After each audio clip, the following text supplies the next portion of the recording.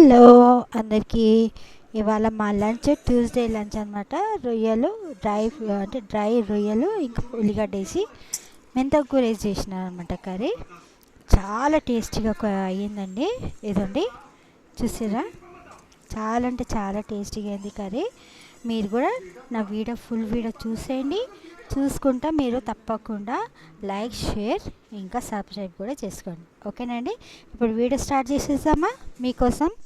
Okay, ఇదండి 200 grams రొయ్యలండి. ఇవి చిన్న మీడియం సైజు రొయ్యలు. మంచి క్లీన్ చేసేసుకోవాలి. కాలు, తల, తోక అంతా క్లీన్ చేసేసుకొని కొద్దిగా గోరువెచ్చని నీళ్ళలో కడిగి 2 సార్లు కడిగేసి పెట్టుకోవాలన్నమాట. మళ్ళీ నీళ్ళలోనే పెట్టుకోవాలన్నమాట. ఏదైనా సన్న వేసుకుంటే కిందకి ఇది అయిపోతుంది.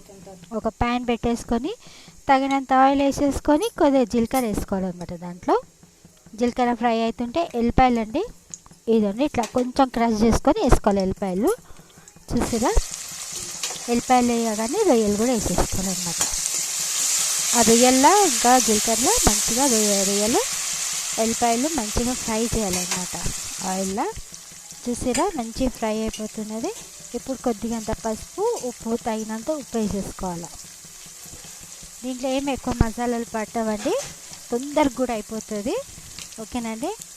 ఈ విధంగా చేసుకోండి. ఉల్లిగడ్డ రొయ్యలు చాలా టేస్టీగా అవుతుంది అన్నమాట. చూడండి, ఈ విధంగా పసుపు ఇంకా ఉప్పు వేసి మళ్ళీ మంచిగా ఫ్రై చేయాలన్నమాట.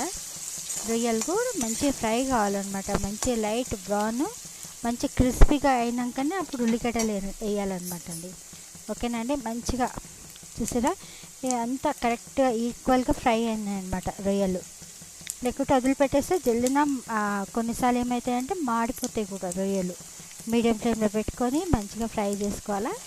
ఏదండి ఉల్లిగడ్డలు 4 మీడియం సైజు ఉల్లిగడ్డలు కట్ చేసుకున్నాను అనమాట, 4. ఓకేనండి.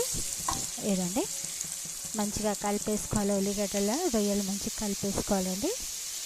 ఈ ఉల్లిగడ్డలు కొంచెం ఇట్లా ఫ్రై అవుతున్నప్పుడే మెంతకూర అండి. నేను ఈ విధంగా మెంతకూర కడిగి సన్నగా కట్ చేసి ఈ విధంగా ఆరబెట్టుకొని నేను ఒక బాటిల్ వేసుకొని పెట్టుకుంటాను అనమాట.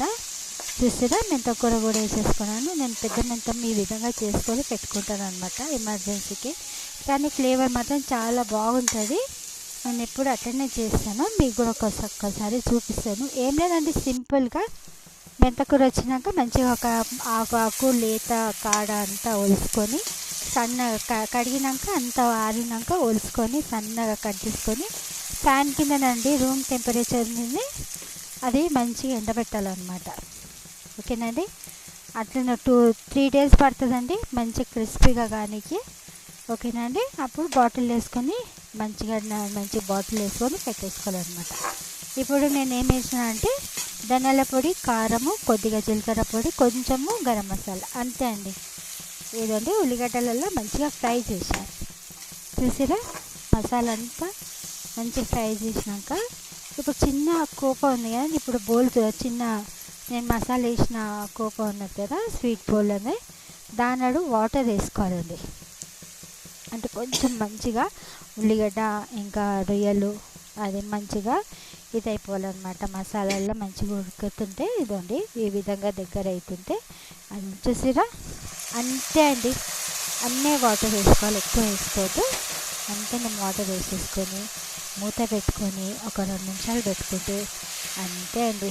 సింపుల్గా టేస్టీగా రొయ్యలు ఉల్లిగడ్డ కర్రీ రెడీ అయిపోయింది. ఇది చాలా అంటే చాలా మంచిగా కుదిరిందండి. చూసారా, మూత పెట్టు ఒక 2 మినిట్స్ అండి మూత పెట్టేసుకుంటే. చూసారా ఎంత మంచిగా మగ్గిపోయిందో కూర.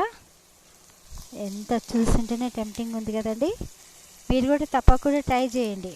ఓకేనా అండి. నాకు కామెంట్ పెట్టండి, మీరు కూర కర్రీ చేసుకుంటారా లేదా, ఏ విధంగా చేసిరు నాకు తప్పకుండా. మీరు ఇంతకుముందు కూడా మీరు ఈ విధంగా చేసుకున్నారంటే కూడా నాకు కామెంట్ పెట్టండి. ఓకేనా అండి. నాకు ఇంకేదన్నా ఉంటే కూడా సజెస్ట్ చేయొచ్చు. ఓకేనండి. ఇదండి ఎంత మంచిగా అయింది కర్రీ. మీరు నాకు సపోర్ట్ చేస్తున్నందుకు చాలా థ్యాంక్ యూ అండి. Thank you so much.